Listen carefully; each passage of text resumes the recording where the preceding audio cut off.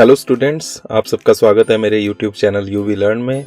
आज हम class 8 science का चैप्टर नंबर 3 जो है संश्लेषित रेशे और प्लास्टिक, इसके एक्सरसाइज के क्वेश्चन आंसर्स करेंगे।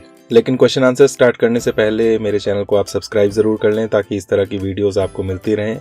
और साथ ही डिस्क्रिप्शन बॉक्स में मैंने अलग अलग लिंक्स दिए हुए हैं क्लास वाइज, उन पर आप क्लिक करके अपनी क्लास का कंटेंट देख सकते हैं, तो उसे भी आप चेक कर सकते हैं। तो चलिए शुरू करते हैं क्वेश्चन आंसर्स। यहाँ फर्स्ट क्वेश्चन है, कुछ रेशे संश्लेषित क्यों कहलाते हैं? तो संश्लेषित का मीनिंग क्या है वो आपको यहाँ पर बताना है। आंसर इस तरह से देंगे, कुछ रेशे मनुष्यों द्वारा बनाए जाते हैं इसलिए ये संश्लेषित अथवा मानव निर्मित रेशे कहलाते हैं। तो जो इंसानों के द्वारा बनाए हुए रेशे होते हैं उन्हें हम संश्लेषित रेशे या मानव निर्मित रेशे कहते हैं। सेकंड क्वेश्चन है, सही उत्तर को चिन्हित कीजिए, टिक लगाना है। इसमें आपके पास क्वेश्चन है, रेयॉन एक संश्लेषित रेशा नहीं है क्योंकि। तो रेयॉन संश्लेषित रेशों में नहीं आता, क्यों नहीं आता उसका आपने सही यहाँ पर कारण बताना है। इसमें क है, इसका रूप रेशम के समान होता है। ख, इसे काष्ठ लुगदी से प्राप्त किया जाता है। या ग, इसके रेशों को प्राकृतिक रेशों के समान बुना जा सकता है। तो इसका सही आंसर है, इसे काष्ठ लुगदी से प्राप्त किया जाता है। यही आप आंसर लिखेंगे, इसे काष्ठ लुगदी से प्राप्त किया जाता है। काष्ठ लुगदी का मतलब है यहाँ पर लकड़ी को लेकर उसे पानी में डालकर काफी दिनों तक रखते हैं और उसको सॉफ्ट कर लेते हैं, उसे हम लुगदी कहते हैं और उससे फिर ये रेशा बनता है रेयॉन। तो इसलिए ये संश्लेषित नहीं है, ये हमें प्राकृतिक लकड़ी से मिल रहा है, तो किसी रसायन से किसी केमिकल से नहीं बन रहा है ये, इसलिए हम इसे संश्लेषित रेशा नहीं कहते। थर्ड है, उचित शब्दों द्वारा रिक्त स्थानों की पूर्ति कीजिए, फिल इन द ब्लैंक्स है यहाँ पर। फर्स्ट है, संश्लेषित रेशे डैश अथवा डैश रेशे भी कहलाते हैं। तो संश्लेषित रेशों को और क्या क्या कहते हैं वो आपको बताना है। इसमें आपका आंसर हो जाएगा मानव निर्मित अथवा कृत्रिम रेशे। तो मानव निर्मित और कृत्रिम भी कहते हैं हम संश्लेषित रेशों को। नेक्स्ट है, संश्लेषित रेशे कच्चे माल से संश्लेषित किए जाते हैं जो डैश कहलाता है। तो जो कच्चा माल इसके लिए लगता है संश्लेषित रेशों के लिए, वो केमिकल जो होता है उसे क्या कहते हैं? तो उसे हम कहते हैं पेट्रो रसायन। तो ये पेट्रोलियम प्रोडक्ट्स जो आपने पढ़ा है पहले भी कि पेट्रोल डीजल जहां से निकलते हैं वहीं से जो केमिकल्स निकलते हैं उन्हीं से ये बनते हैं संश्लेषित रेशे। तो पेट्रो रसायन कहते हैं उनको। नेक्स्ट है, संश्लेषित रेशों की भांति प्लास्टिक भी एक डैश है। क्या है? ये है एक बहुलक। संश्लेषित रेशों की भांति प्लास्टिक भी एक बहुलक है। बहुलक क्या होता है? जैसे हमने कहा रेशे जो हैं वो पेट्रो रसायन से बनते हैं, तो उसमें क्या होता है, केमिकल्स जो हैं वो चेन बनाते हैं। केमिकल में छोटे छोटे पार्ट्स होते हैं जो एक जैसे होते हैं और एक दूसरे के साथ जुड़कर एक लंबी चेन बना देते हैं और उससे रेशा हमारा बन जाता है। तो वो जो चेन होती है उसे हम बहुलक कहते हैं। तो प्लास्टिक भी एक बहुलक है, वो भी रेशों की तरह ही है। नेक्स्ट क्वेश्चन है, नायलॉन रेशों से निर्मित दो वस्तुओं के नाम बताइए जो नायलॉन रेशे की प्रबलता दर्शाती हो। तो दो चीजों के नाम बताने हैं जो नायलॉन रेशों से बने हो, नायलॉन से, और जिससे हमें पता चले कि नायलॉन रेशे जो है वो मजबूत होते हैं। तो इसके मैं यहाँ दो से ज़्यादा एग्जांपल्स दे रहा हूँ, आप कोई भी दो लिख सकते हैं। तो आंसर आप इस तरह से दे सकते हैं। यहाँ पर दो ये चीज़ें आ गई, पैराशूट और रस्सियाँ। ये रेशे पैराशूट तथा रस्सियाँ बनाने में प्रयोग होते हैं। तो पैराशूट भी मजबूत होता है, रस्सियाँ भी मजबूत होती हैं और मजबूती के लिए हम नायलॉन का यूज़ करते हैं। सेकेंड यहाँ पर ये दे दिया मैंने, इन रेशों से वाहनों की सीट बेल्ट तथा मछली पकड़ने के जाल भी बनाए जाते हैं।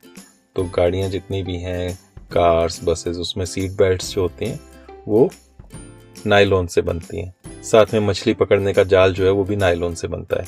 तो ये भी सीट बेल्ट हो, जाल हो, ये मजबूत होने चाहिए और मजबूती के लिए हम नायलॉन का यूज़ कर रहे हैं। तो इन एग्जाम्पल से, इन उदाहरणों से पता लग रहा है कि नायलॉन काफ़ी मजबूत होता है। नेक्स्ट क्वेश्चन है, खाद्य पदार्थों का संचयन करने हेतु प्लास्टिक पात्रों के उपयोग के 3 प्रमुख लाभ बताइए। तो प्लास्टिक के हम बर्तन या प्लास्टिक के बॉक्सेस, डिब्बे वगैरह इस्तेमाल करते हैं खाने की चीज़ों को रखने के लिए।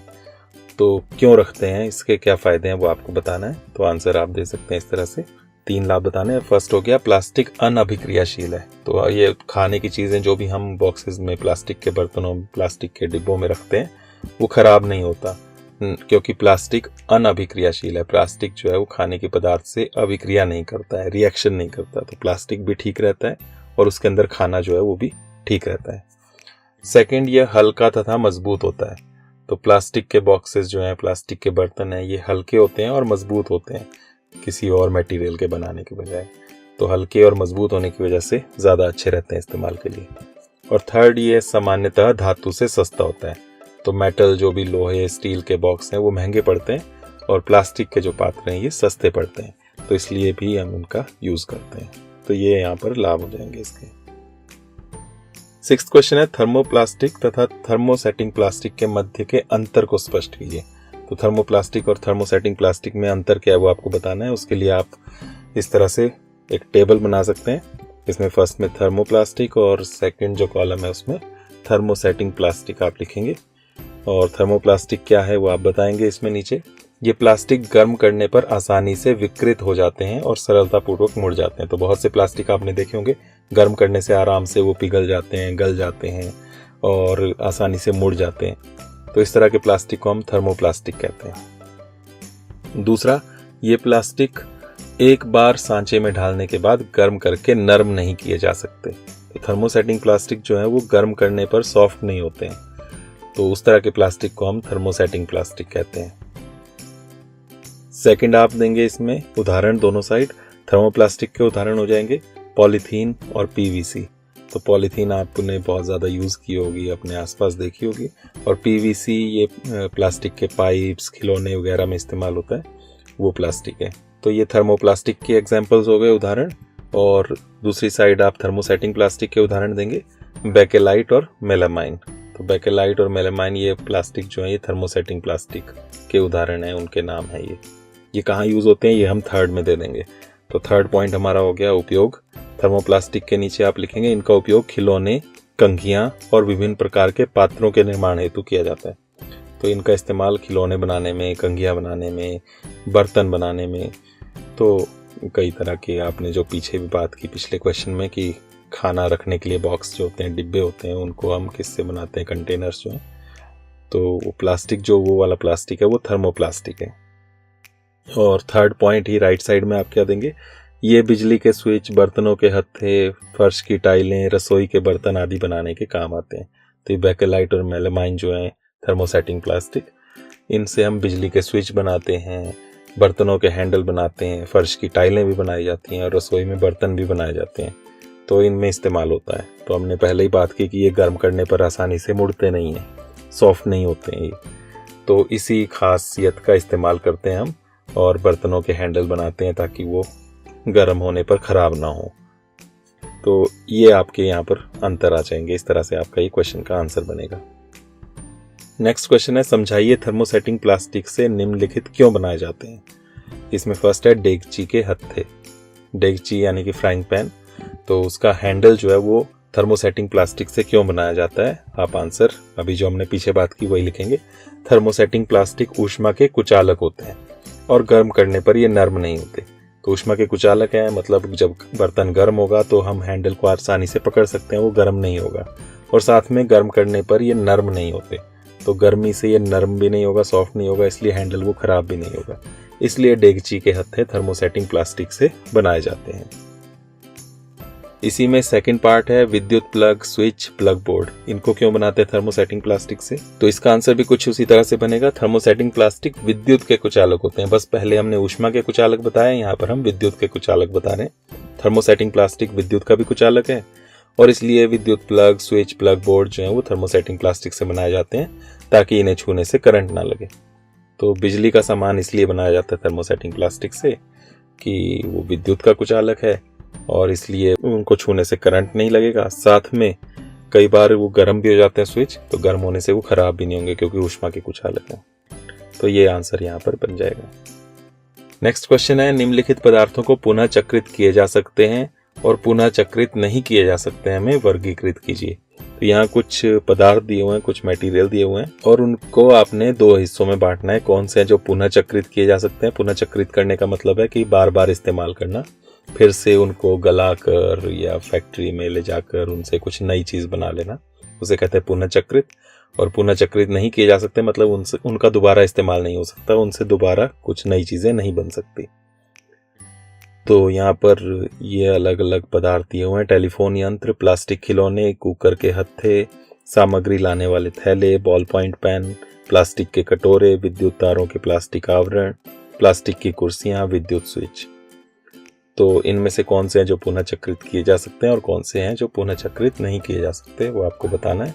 तो इसका आंसर देने के लिए आप टेबल बनाएंगे, एक साइड आप लिख लेंगे पुनः चक्रित किए जा सकते हैं और दूसरी साइड पुनः चक्रित नहीं किए जा सकते हैं। और पुनः चक्रित किस तरह के प्लास्टिक को कर पाएंगे हम? सारे पदार्थ यहाँ पर प्लास्टिक के थे।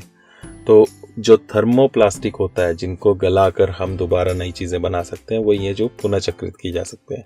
और जो थर्मोसेटिंग प्लास्टिक है उसको पुनः चक्रित नहीं किया जा सकता, क्योंकि वो गलाया नहीं जा सकता, पिघलाया नहीं जा सकता, और इसलिए उनसे नई चीजें नहीं बन सकती। तो पुनः चक्रित क्या क्या किए जा सकते हैं उसमें आप लिखेंगे प्लास्टिक के खिलौने, सामग्री लाने वाले थैले, बॉल पॉइंट पेन, प्लास्टिक के कटोरे, विद्युत तारों के प्लास्टिक आवरण, विद्युत तारों, बिजली के तार जो होती हैं उसके बाहर जो प्लास्टिक लगा होता है वो, और साथ में प्लास्टिक की कुर्सियां। तो ये पुनः चक्रित किए जा सकते हैं। अगर टूट भी जाएं तो दोबारा वो फैक्ट्री में ले जाकर उनको पिघलाकर उनसे नई चीजें बनाई जा सकती हैं। और पुनः चक्रित कौन से नहीं किए जा सकते? फर्स्ट आ गया टेलीफोन यंत्र, कुकर के हत्थे और विद्युत स्विच। तो ये आइटम्स जो हैं, ये चीजें जो हैं, ये थर्मोसेटिंग प्लास्टिक से बनी हैं, तो इनको दोबारा इस्तेमाल नहीं किया जा सकता। नेक्स्ट क्वेश्चन है, राणा गर्मियों के लिए कमीजें खरीदना चाहता है, उसे सूती कमीजें खरीदनी चाहिए या संश्लेषित? कारण सहित राणा को सलाह दीजिए। तो कमीजें खरीदनी है गर्मियों के लिए, सूती खरीदनी चाहिए या संश्लेषित, ये बताना है आपको कारण के साथ।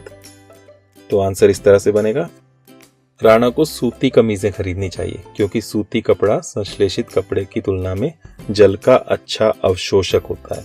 जल का अच्छा अवशोषक का मतलब है कि पानी को आराम से सोख लेता है ये। अतः सूती कमीज पसीने को सोखकर उसके शरीर को ठंडा रखेगी।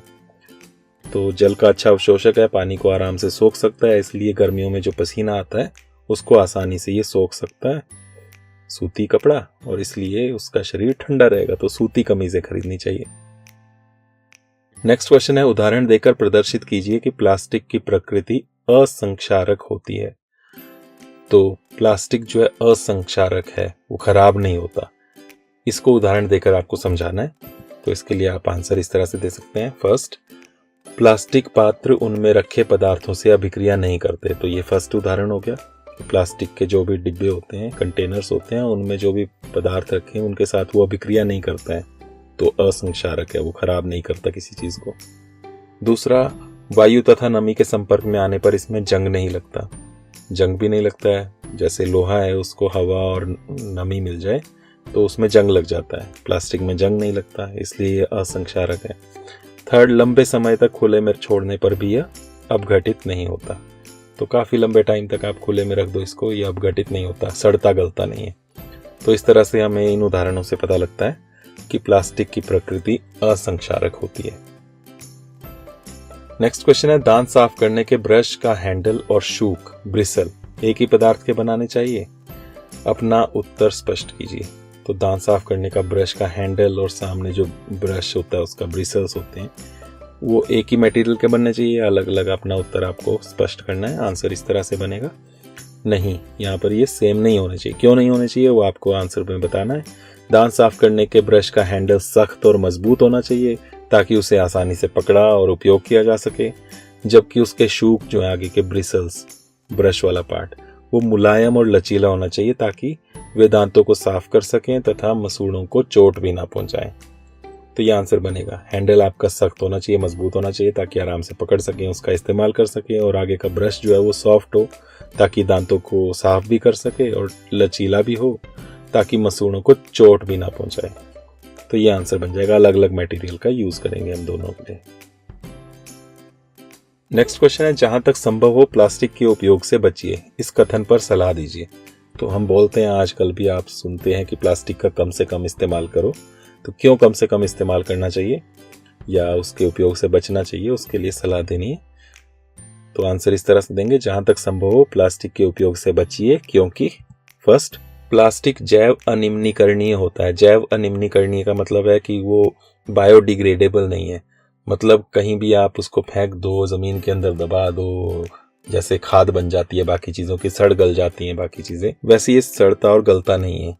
इसको खत्म होने में ऐसे खुला फेंक कर रख दें आप तो कई साल, हजारों साल लग सकते हैं उसको सड़ने गलने में, ख़त्म होने में। तो इसलिए हम कहते हैं कि वो जैव अनिम्नीकरणीय होता है। तो इससे हमारा कचरा चारों तरफ फैलेगा, उससे वातावरण गंदा होगा, इसलिए हमें इसका इस्तेमाल नहीं करना चाहिए। सेकंड, ये पर्यावरण को प्रदूषित करता है। अगर ज़मीन में ऐसी प्लास्टिक फेंक दें तो भूमि प्रदूषण होता है, उसको जला दें तो उससे वायु प्रदूषण होता है, पानी में फेंक दें तो जल प्रदूषण होता है। तो हर तरह का प्रदूषण इससे होता है, इसलिए पर्यावरण को बचाने के लिए हमें प्लास्टिक का उपयोग नहीं करना चाहिए। थर्ड, इसे जलाने पर जहरीली गैसें निकलती हैं। तो वही जो प्रदूषण में हमने बात की, जला भी दें इसको तब भी उसमें जहरीली गैसें निकलती हैं, इसलिए जलाना भी इसके लिए अच्छा उपाय नहीं है इसको ख़त्म करने के लिए। तो इसलिए प्लास्टिक का उपयोग हमें नहीं करना चाहिए। और फोर्थ पॉइंट आप यहाँ दे सकते हैं, प्लास्टिक कचरा नालियों और सीवर को बाधित कर देता है। तो नालियाँ, सीवरेज को ब्लॉक कर देता है ये, और उससे भी फिर गंदगी फैलती है। तो इसलिए प्लास्टिक का उपयोग कम से कम करना चाहिए। 13वां क्वेश्चन है, कॉलम ए के पदों का कॉलम बी में दिए गए वाक्य खंडों से सही मिलान करिए। तो कॉलम से यहाँ दो, कॉलम ए में कुछ पद दिए हुए हैं, कुछ शब्द दिए हुए हैं, कॉलम बी में कुछ सेंटेंस, वाक्य खंड दिए हुए हैं, तो उनके साथ मिलान करना है। कॉलम ए में है पॉलिएस्टर, टेफ्लॉन, रेयॉन और नायलॉन। तो ये प्लास्टिक और रेशों के कुछ प्रकार दिए हुए हैं, इनको मिलान करना है कॉलम बी से, जिसमें दिया हुआ है कास्ट लुगदी का उपयोग कर तैयार किया जाता है, पैराशूट और मोजा बनाने में उपयोग किया जाता है, न चिपकने वाले भोजन बनाने के पात्रों के निर्माण में उपयोग में लाया जाता है, कपड़े में आसानी से बल नहीं पड़ते। तो किसके साथ आपने किसको मिलाना है वो यहाँ से आपने देखना है। तो फर्स्ट है पॉलिएस्टर। पॉलिएस्टर को आप मिलाएंगे कपड़े में आसानी से बल नहीं पड़ते। पॉलिएस्टर का जो कपड़ा है उसमें सिलवटें आसानी से नहीं पड़ती हैं, तो उसमें प्रेस करने की ज़रूरत नहीं पड़ती। सेकंड, टेफ्लॉन, न चिपकने वाले भोजन बनाने के पात्रों में इसका इस्तेमाल होता है।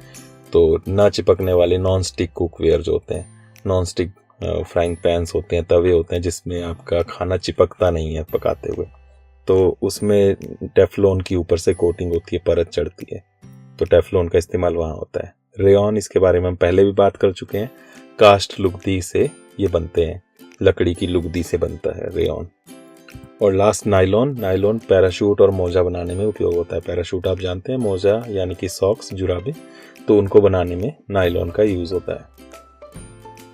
नेक्स्ट क्वेश्चन है, संश्लेषित रेशों का औद्योगिक निर्माण वास्तव में वनों के संरक्षण में सहायक हो रहा है, टिप्पणी कीजिए। तो संश्लेषित रेशे जो हैं, इनको बनाने से जंगल कैसे बच रहे हैं वो आपको बताना है। तो इसका आंसर आप इस तरह से देंगे, संश्लेषित रेशे रासायनिक पदार्थों से बनाए जाते हैं, जबकि प्राकृतिक रेशे पेड़ पौधों से प्राप्त किए जाते हैं। अतः संश्लेषित रेशों के निर्माण के लिए पेड़ पौधों को काटने की जरूरत नहीं होती। तो संश्लेषित रेशे जो है वो रासायनिक पदार्थों से बनते हैं, जिन्हें हम पेट्रो रसायन कहते हैं, और जो प्राकृतिक रेशे हैं वो पेड़ पौधों से बनते हैं। तो संश्लेषित रेशे बनाने के लिए हमें पेड़ पौधों को काटने की जरूरत नहीं पड़ती, वो तो केमिकल से बन जाते हैं। तो ये लिख के आपने नीचे फिर सेम वही जो क्वेश्चन में लिखा था वही लिख देना है। इसलिए संश्लेषित रेशों का औद्योगिक निर्माण वास्तव में वनों के संरक्षण में सहायक हो रहा है, क्योंकि पेड़ पौधों को काटना नहीं पड़ेगा तो जंगल अपने आप बचेंगे, वनों का संरक्षण होगा। इसके बाद लास्ट क्वेश्चन है, यह प्रदर्शित करने हेतु एक क्रियाकलाप का वर्णन करिए कि थर्मोप्लास्टिक विद्युत का कुचालक है। हमने पीछे बात की, थर्मोप्लास्टिक विद्युत का कुचालक होता है। कैसे दिखाएंगे हम कि ये विद्युत का कुचालक है, उसके लिए आपको क्रियाकलाप देना है यहाँ पर। तो आंसर आप इस तरह से देंगे, इसमें सबसे पहले तो एक डायग्राम, एक चित्र बना देंगे, और चित्र में आप देख सकते हैं बैटरी है, बैटरी को तार से कनेक्ट करके बल्ब लगाया हुआ है और एक साइड थर्मोप्लास्टिक लगाया हुआ है। तो आंसर इस तरह से बनेगा, चित्र के अनुसार परिपथ व्यवस्थित कीजिए। इसे परिपथ कहते हैं, सर्किट। ये तारों से हमने बल्ब और थर्मोप्लास्टिक जोड़ा बैटरी के साथ, और खाली स्थान में थर्मोप्लास्टिक संयोजित कीजिए। तो बीच का जो गैप है तारों के बीच, इसमें हमने थर्मोप्लास्टिक जोड़ दिया, और हम देख पा रहे हैं कि ये बल्ब दीप्त नहीं हो रहा है, बल्ब जल नहीं रहा है। इससे यह प्रदर्शित होता है कि थर्मोप्लास्टिक विद्युत का कुचालक है। तो करंट जो है थर्मोप्लास्टिक से होकर आगे नहीं जा रहा है, इसलिए ये सर्किट जो है परिपथ ये पूरा नहीं हो रहा है और बल्ब नहीं जल रहा है। तो बल्ब नहीं जल रहा है, इसका मतलब है कि ये थर्मोप्लास्टिक कुचालक है। अगर सुचालक होता तो ये बल्ब जल जाता। तो इस तरह से इस क्रियाकलाप से ये सिद्ध होता है कि थर्मोप्लास्टिक विद्युत का कुचालक है। तो इस तरह से यहाँ पर ये क्वेश्चन आंसर्स कंप्लीट होते हैं। मुझे उम्मीद है कि आपको अच्छे से ये समझ में आ गए होंगे। अगर फिर भी समझ में ना आए हो तो एक बार वीडियो को फिर से देखें, अच्छे से समझें, नोट करें और इनको एग्जाम्स के लिए लर्न करें। और आज के लिए इतना ही, थैंक यू। नेक्स्ट वीडियो में हम नेक्स्ट चैप्टर की बात करेंगे। तब तक के लिए आप चैनल को सब्सक्राइब करें, वीडियो अच्छी लगी हो तो इसे लाइक और शेयर करें, साथ में जो मैंने पहले भी कहा कि डिस्क्रिप्शन बॉक्स में आपके लिए क्लास वाइज लिंक्स दिए हुए हैं, उन पर क्लिक करके अपने क्लास के आप चैप्टर्स देख सकते हैं। थैंक यू, नेक्स्ट वीडियो में मिलते हैं।